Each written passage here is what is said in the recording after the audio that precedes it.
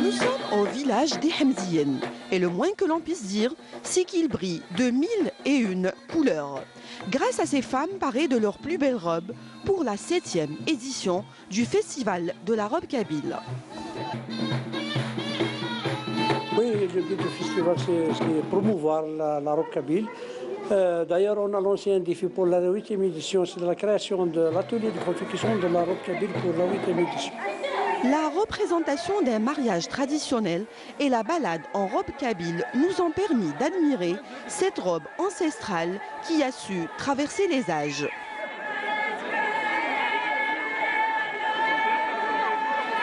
Des robes kabyles composées de robes kabyles avec le chouart et tout, et foudan, avec gousse, tahran. Teksiout ou Taqndort al-Qbaïl est garni de motifs brodés en zigzag de plusieurs couleurs. Inspiré de l'écriture berbère, les couleurs et la façon d'apposer les dentelles est typique à chaque région. La robe, par exemple, de Tekzirt, on fait la robe avec losange et les fleurs et aussi plein de couleurs. Par contre, la robe les Ouadia, le col rond, aussi plein de couleurs, plein de couleurs sans motif. La robe de Azazga, zigzag brillant, blanc et jaune.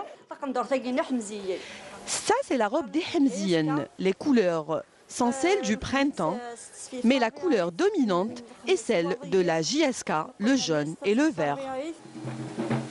Considérée comme un élément incontournable du patrimoine culturel national, on continue de la porter avec fierté et même à l'étranger.